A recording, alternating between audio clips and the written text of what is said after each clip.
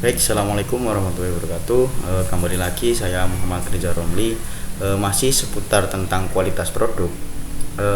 Saya akan membahas banyak pemilik bisnis bingung kenapa untungnya pas-pasan, padahal penjualannya tinggi banget. Nah, penyebab aslinya sering kali bukan karena kurang jualan, tapi karena ada bocor halus di biaya operasional akibat kualitas buruk.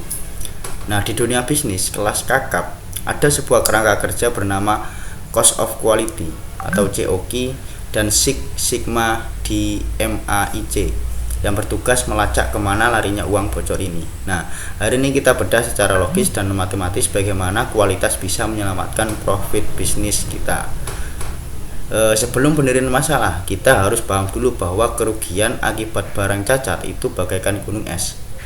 Yang kelihatan di permukaan cuma biaya retur atau klaim garansi. Nah, di bawah air ada tumpukan biaya tersembunyi seperti pengerjaan ulang atau rework, waktu henti mesin, downtime, dan hilangnya kepercayaan pelanggan yang harganya jauh lebih mahal.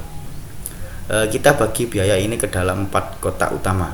Pertama, PC, prevention cost atau biaya mencegah kesalahan dari awal lewat training. Yang kedua, AC, appraisal cost, biaya tes produk sebelum dijual. Terus 3, IFC, internal failure, kerusakan yang ketahuan di gudang sendiri.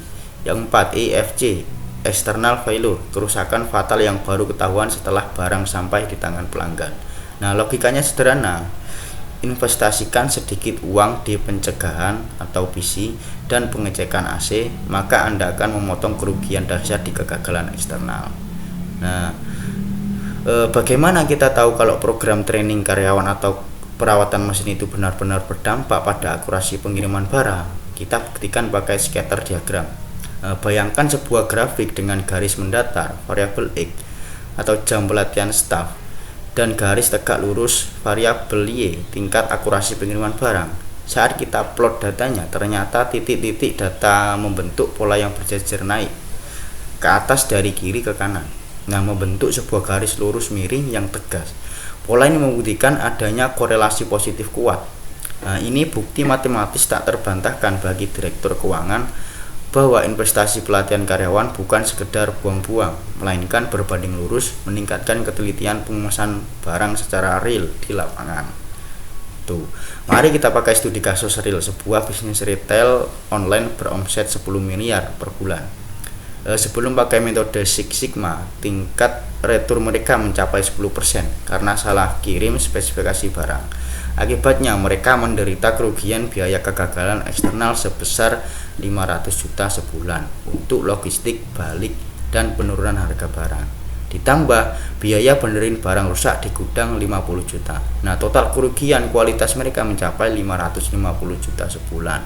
Kemudian mereka melakukan investasi cerdas, mengeluarkan 30 juta untuk training staf gudang untuk pencegahan dan 20 juta untuk hire pengawas QA untuk penilaian, dengan total investasi cuma 50 juta. Hasilnya luar biasa, tingkat retur jeblok dari 10% menjadi hanya 2%. Nah, biaya kegagalan eksternal turun drastis jadi 100 juta dan kegagalan internal sisa 10 juta.